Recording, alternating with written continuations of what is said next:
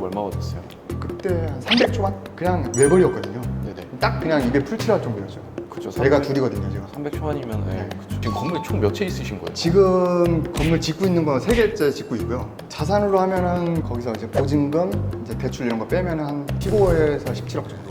그거 몇 년 만에 그렇게 하게 되신 거예요? 그게 이제 2년 만에 이렇게 했습니다. 2년 만에. 오늘도 우리의 고민을 해결해 주실 전문가 한 분을 초청했습니다. 자, 소개 부탁드릴게요. 네, 안녕하세요. 저는 9년 동안 이제 직장에서 영업사원으로 일을 하다가 소규모 건물 짓는 강의를 하고 있는 학고 유튜버 황금돼지라고 합니다. 반갑습니다. 네. 직장 생활을 9년 하다가 네. 어떻게 건물을 사게 됐어요? 지금 건물이 총 몇 채 있으신 거예요? 지금 건물 짓고 있는 건 3개째 짓고 있고요. 3개째 세 짓고 개째. 있으신 네, 거예요? 네. 건물을 지어서 파는 거예요? 대표님은? 그죠? 언젠간 팔아야 되는데 아. 네, 일단 지어서 계속 보유하면서 가지고 있어요. 그게 자산으로 따지면 얼마나 되는 거예요? 자산으로 하면은 그냥 부채 포함해서 60억 정도 되고요. 그냥 거기서 이제 보증금, 이제 대출 이런 거 빼면은 한 순자산 한 15에서 17억 정도. 그거 몇 년 만에 그렇게 하게 되신 거예요? 그게 이제 2년 만에 이렇게 했습니다. 2년 만에? 네네. 와, 그 노하우 좀 알려주세요. 그냥 실천력이었던 것 같아요. 실천? 실천. 그러니까 처음에 제가 어떤 우연한 계기에 건물을 짓게 됐는데 한 번 해보니까 그게 딱 저랑 적성에 맞다라는 걸 느꼈어요. 아니 근데 그 우연한 계기로 일반인이 건물을 짓는다는 게 왜 집 한 채만 져도 그렇죠. 10년 늙는다는 얘기가 있잖아요. 맞아요. 네. 근데 건물을 어떻게 지게 되신 거예요? 일단은 제가 지금 37인데 건물 짓기 시작한 게 35이었거든요. 근데 10년 늙어도 45이니까. 그 10년 늙을 각오로 시작한 거고. 아니 아무것도 모르는 상태에서요? 그렇죠. 처음에 그래서 처음 건물 지을 때 좀 고생은 많이 하긴 했어요. 근데 이제 대부분 직장 다니면서 부동산 투자는 많이 하시잖아요. 아 그렇죠 그렇죠. 근데 대부분 부동산 하면은 아파트 재개발, 빌라, 오피스텔 요 네네네, 정도 많이 네네. 하시거든요. 저도 처음엔 그렇게 했어요. 네. 그렇게 하다가 정권 바뀌고 나서 아. 규제가 막 들어오니까 아, 대출 네네. 규제도 심해지고 막 그래서 저는 이제 그때 부동산이 이제 끝날 것 같다라는 생각을 했어요. 착각을 했네. 착각을 했죠. 그때부터 시작이었는데. 그때부터 아파트를 계속 했었어야 되는데 그래서 그때는 그냥 내 집 마련 정도만 하고 네. 그 다음부터 아 요거는 태클을 이렇게 하는 게 아니고 그냥 내가 좀 그 수동적으로 가지 않고 능동적으로 좀 투자를 해야겠다. 네네. 그래서 처음에 이제 경매를 했죠. 하락장에만 한다는 경매를 저는 그때 한 거예요. 어떤 걸 경매했었어요 처음에? 그때는 이제 돈이 없었으니까 네. 그냥 노후주택 있잖아요. 네. 서울에 1억짜리 아, 서울에 1억짜리 주택이 썩은 있어요? 빌라. 아 빌라. 빌라. 아 빌라. 네, 썩은 빌라 막 1억짜리, 1억 네. 초반 이런 거를 네. 한 2, 3천만 원 정도 싸게 낙찰 받아서 네. 그냥 수리하고 네. 좀 비싸게 전세 놓고 매각하고 약간 그렇게 천뛰기 이천뛰기를 했었죠. 그러니까 이제 네. 남들은 그냥 갭 투자 해놨는데 막 그 같은 시간에 막 1억, 2억 올릴 때 저는 가서 막 수리하고 인테리어하고 파는데 막 수익 1,000만 원, 2천만 원 이러니까 네. 조금 약간 아 내가 계속 아파트 할 거라는 후회는 했는데 근데 지금 돌이켜 생각해보면 그렇게 나쁘지는 않았던 게 그렇게 경매하면서 부동산에 대해서 좀 공부를 많이 한 것 같아요. 경매를 몇 바퀴 돌려보니까 네. 뭐 명도도 알고 이제 권리 분석이라든가 그다음에 수리 내부 인테리어 수리하는 거 있잖아요. 이제 그게 나중에 건물 건축할 때 그게 좀 많이 도움이 됐고 또 그래요? 매각까지 해보니까 이제 뭐 그러면서 부동산 공부하다가 이제 빌라 이렇게 하다가 보니까 네. 자산이 조금 쌓였어요. 한 뭐 1억 초반? 많이는 안 쌓였네. 근데 원래는 이제 종잣돈이 한 1,000만 원 단위 왔으니까 아 1억 초반. 1억 초반으로 건물을 짓기 시작한 거예요? 거기서 이제 좀 신용대출 조금 받아서 이제 2억으로 시작을 했죠. 2억으로? 네. 2억으로 처음에 어디서 시작을 했어요? 저기 이제 서울 은평구에다가 작은 노후 주택을 샀죠. 근데 그 주택을 산 게 단독주택 같은 단독주택을. 거요? 네. 그리고 왜 샀냐면 그때도 이제 빌라 했던 것처럼 아, 노후 주택도 그냥 수리해서 대수선이라 그러죠. 네네. 이쁘게 리모델링해서 팔아보자. 수리는 내가 해봤으니까 네. 조금 거기에 심화 버전으로 하면 되겠다 해서 그냥 산 거예요. 노후주택을 얼마 주고 샀어요? 그때 4억 3천. 융자 얼마 껴서요? 3억 3천. 많이 나왔네요. 그렇죠. 그럼 1억 들여서 산 거네 내 돈은? 그렇죠. 현찰은요? 네, 그리고 이제 그래서? 그 남은 1억으로 네. 아, 리모델링 해야겠다. 네. 그래서 리모델링 견적까지 다 받아놨어요. 네.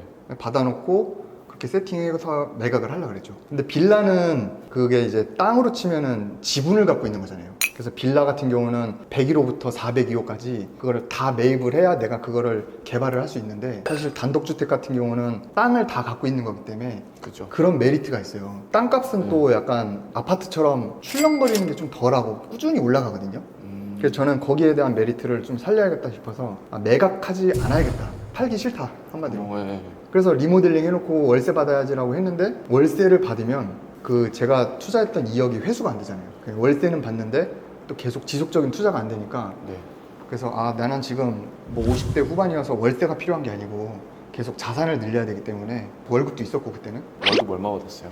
그때 한 300 초반? 그냥 외벌이였거든요. 네네. 딱 그냥 입에 풀칠할 정도였죠. 그죠. 애가 둘이거든요 제가. 300 초반이면 네, 네. 그죠. 그 제 실거주하는 집도 뭐 내 집 마련했다고 하지만 대출 원리금 내면 사실 뭐 없거든요. 월세 좀 받으면 약간 뭐 좀 돼지고기 사 먹을 거 소고기 정도는 사 먹겠죠.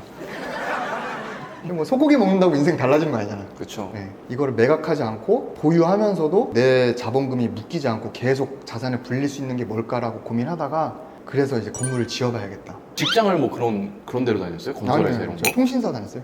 통신 그 네, 저는 대표님도 그거. 네, 저는 네. 폰파리. 그랬잖아요. 네, 저도 폰파리였죠. 좀 비슷한 거 팔았어요.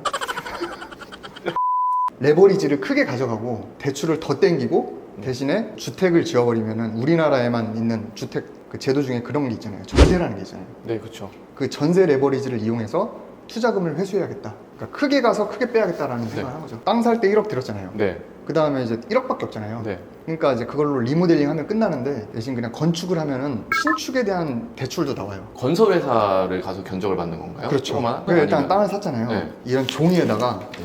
내가 어떻게 지을지 도면을 그려야 돼요. 그건 건축사무소에서 그렇지, 해주겠구나. 그렇지. 건축사무소에 가는 거죠. 네. 건축사무소가 의사고 네. 건설사는 약사예요. 그러니까 의사한테 가서 처방을 받고 그 처방전 가서 아. 약국한테 가서 실제 물리적인 약을 받는 거잖아요. 네, 네. 그러니까 건축사무소는 법적인 건축법에 어긋나지 않게 최적의 건축물을 법에 맞게 이렇게 그려주는 거예요. 비유가 기가 막히네요. 기가 막히죠. 뭐 의사고 약사고 그래서 계속 그렇게 해서 얘기해줘요. 이제 도면을 그리잖아요. 네. 그러면 이제 건축사가 구청에 가서 나 이 땅에다가 건물 이렇게 지을 건데 그려왔어. 이거 지을 거니까 허가 좀 해주세요 하면은 구청의 담당자가 보고 괜찮네 하고서는 허가를 내주잖아요. 네. 그러면 이제 그 도면이 구청한테 나라한테 허가를 받은 도면이잖아요. 그게 이제 처방전이죠. 그걸 가지고 이제 시공사한테 가서 견적을 받는 거예요. 그러니까 딱 뿌리면서 나 이거 여기다가 이렇게 건물 지을 건데 이거 물리적으로 이제 건물을 구현해 줄 사람들이잖아요. 네네. 그래서 얼마에 해줄 건지 다 견적을 받아가지고 그 이제 시공사랑 이제 뭐 견적서도 보고 뭐 현장 소장이나 시공 능력 이런 것들을 평가를 해서 시공사를 선정을 하죠. 지금 처음 진 건물이 몇 층짜리예요? 4층짜리. 4층짜리 몇 세대 있는 거예요, 그러면? 거기는 1층은 상가고요. 네. 위에는 9세대가 있어요. 건축사무소에서는 설계도면이라고 그렇죠, 설계도면. 그럼 그건 얼마 주고 그려달라고 설계도면은 한 1,000만 원 정도 주고. 와, 많이 들어가는구나, 그것도. 예, 네, 1,000만 원 주고. 1,000만 원 주고 구청에 따로 뭐 허가 네. 내고 할 때 돈 내는 건 없는 거예요? 돈 내는 거 없고 이제 네. 그건 이제 1,000만 원 주면 설계사가 알아서 해요. 자, 그럼 9천만 원 남았어요? 자, 그 다음에 이제 어떻게 한 거예요? 시공사를 선정을 하죠. 네. 뭐 인터넷도 보고 네. 건축사 우리 설계했던 건축사한테도 소개받고 아. 그 다음에 이제 우리 플랫폼이 있어요. 아, 그런 플랫폼이 있어요? 네, 건축사랑 건축주를 연결해주는 플랫폼. 플랫폼 이름이 뭐예요? 뭐 집닥, 닥터빌드 뭐 이런 거. 뭐 그런 데 가면은 또 소개도 해주거든요. 그러면은 이제 그런 소개받은 업체들한테 도면을 뿌리죠. 견적 주세요 하고서는 미팅도 해보고 그렇게 해서 이제 하나랑 네. 이제 계약을 하게 됩니다. 시공 계약을. 그러면 그때 음. 견적 얼마 받았어요? 공사비 그래서 한 5억 정도 받았어요. 연면적으로 한 80평이었는데 100평 밑에는 그냥 100평 값 받아요. 어차피 100평이나 80평이나 네. 레미콘 오거나 인부 들어가는 건 똑같으니까 아, 네. 이제 100평 기준으로 해서 평당 500. 지금은 많이 올라가지고 평당 한 600 이상도 하거든요. 그때 벌써 2년 전이니까.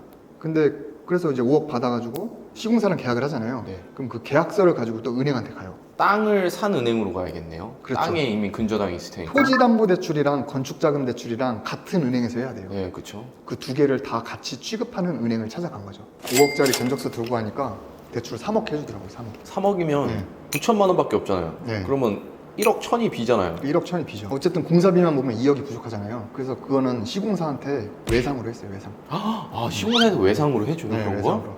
그럼 처음부터 얘기를 해야겠네요. 좀 외상으로 해달라. 그렇죠. 전략적으로 하는 방법이 있어요. 일단 계약해놓고 그다음 얘기하는 거죠. 안 줘주면 어떡해요? 안 줘주면은 그때는 이제 영업해야죠. 관례적으로 어느 정도 공사비의 20-30% 정도는 그래도 좀 후불로 좀 많이 하긴 합니다. 아, 그래요? 저는 조금 과하게 했던 것 뿐이지 해줘요. 네. 그러면은 큰 돈 안 들이고 이렇게 진 거네요. 근데 이제 건축할 때는 부대 비용이 또 많이 들어가요. 대출 받았잖아요. 땅 살 때. 네, 네. 이자 내야 되잖아요. 거기서 이제 또 감리비라고 있어요. 감리비. 공사할 때 잡다 비용, 부대 비용. 그런 것들이 또 어느 정도 들어가기 때문에 그런 거는 이제 제가 9천만 원에서 해결을 했죠. 그렇게 해서 이제 완공하면 시공사한테 돈 2억 갚아야 되잖아요. 네. 대출을 땅 살 때 약 3억 받았고 건축자금 대출 또 3억 받았으면 대출만 6억이잖아요. 네. 그게 이제 건물이 완공이 되면 그 건축물 대장이 딱 나오거든요. 그럼 주택이잖아요. 그러면 이제 그 대출들이 주택담보대출로 전환이 돼요. 한도가 조금 낮아집니다. 대출 한도가. 그러면 내가 6억을 빌렸는데 한도가 낮아지면 그 낮아진 만큼은 갚아야 돼요. 그럼 돈을 갚아야 될 게 있잖아요. 시공사한테도 갚고. 이제 그런 거를 세입자들을 전세를 맞춰서 그걸 갚아 나가는 거예요. 아, 이 9세대 다 전세로 줬어요? 6개는 전세를 넣고 나머지는 월세. 그러면 한 세대당 전세 얼마씩 준 거예요? 거기는 이제 1억 4천. 1억 4천에 8세대면? 그러면 돈이 많이 남네요. 많이 남죠. 근데 이제 그렇게 남으면 대출 이자를 못 내니까 이자 낼 만큼은 이제 월세로 맞춰놓고 나머지는 전세로 하면서 내 투자금을 다시 회수하는 거죠. 아니 돈이 많이 남네요. 이렇게 되면. 그쵸. 신기하다. 좀 생뚱맞은 거지만 그 원룸은 풀옵션인가요? 다 풀옵션이죠. 그러면 그거 돈 따로 들어가잖아요. 이 건축비랑 또 별도죠, 그거는. 그래서 네. 상가 짓는 거랑 주택 짓는 거랑 건축비가 좀 달라요. 상가는 뭐 없잖아요. 없어요. 네, 다 제가 다 인테리어 이제 제 돈으로 세입자가 받는 하잖아요. 거예요. 네. 근데 주택은 세입자가 원룸은 누가 들어와요? 사회 초년생들 들어오잖아요. 네. 캐리어 하나 들고 들어오거든요. 네. 그러니까 다 있어야 돼요. 그러니까 이제 그런 면에서 주택이 조금 이제 단가가 세죠. 아니 근데 그러면 이 공사비에 그런 게 포함된 다 거예요? 포함돼 있어요. 아, 에어컨도 넣어주고 네네네. 냉장고도 넣어주고 그래요? 냉장고 넣어주고. 아 그래요? 괜찮네 세탁기 그거는. 넣어주고. 아. 처음에 애초에 견적을 받을 때 이거 다 포함하는 기준으로 견적 주세요 이렇게 하는 거예요. 아 그래요? 최소한 이 정도는 돈은 있어야 된다. 네. 이게 얼마나 될까요? 부담 없이 직장인들이 딱 시작할 수 있는 그 정도 땅에 그 정도 금액이라고. 3, 4억 명확하게 얘기할 수는 없지만 제 경험상 그래도 인서울에서 당연히 구석진데 가야 되고 원룸을 지으려면 막 10평 이런 데는 안 되잖아요. 그쵸. 그래도 최소한 30평대는 돼야 되거든요. 그러면 30평대에 서울의 구석진대라고 하면은 그래도 평당 2천으로 했을 때 그러면 6억이죠. 땅값의 한 반 정도는 가지고 있으셔야 돼요. 저도 한번 3억 열심히 모아가지고 대표님 한번 찾아가 볼게요. 3억 지갑에 있으시잖아요. 마지막으로 네. 저희 안대장 TV를 시청하시는 분들에게 해주고 싶은 얘기가 있다면. 네, 사실 직장 생활 하면서 투자를 시작을 네. 했어요. 그런데 여러분들 대부분 부동산 아니면 주식 이렇게 이분법으로 나누시거든요. 아파트는 사실 좀 많이 비싸졌어요. 그래서 우리가 이제 직장 생활하면서 모을 수 있는 종잣돈으로 네. 접근하기에는 좀 지방으로 가거나 공부를 좀 많이 하셔야 되니까 조금 관점을 좀 넓히셔서 부동산인데 아파트? 비싸. 그냥 바로 주식으로 가시지 말고 부동산 안에서도 다양한 게 있거든요. 그래서 좀 공부를 하셔서 다양한 부동산 종목을 좀 살펴보시고 거기서 소액으로 할 수 있는 게 분명히 있습니다.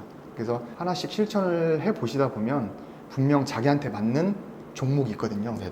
그런 자기 종목을 좀 찾아서 자산을 계속적으로 늘렸으면 좋겠습니다. 그래서 모든 투자는 장단점이 있어요. 단점을 부각시켜서 그거 뭐 이러면 어떡하지 저러면 어떡하지 하면서 명분화하면서 좀 안 할 핑계를 대지 말고 그냥 실력을 좀 쌓아서 장점은 극대화를 하고 단점은 조금 최소한으로 우리가 통제를 하고 대처할 수 있도록 그런 좀 실력을 기르시면은 분명히 다들 부동산으로도 충분히 소액으로 시작해서 부자가 되실 수 있을 것 같아요.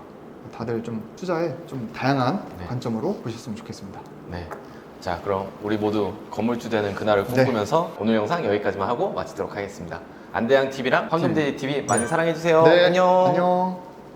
아직도 안대장 TV를 구독하지 않고 계신 분들이라면 구독 버튼 잊지 마시고요. 우리들의 더 나은 삶을 위해서 다른 영상들도 꼭 시청하시길 바래요.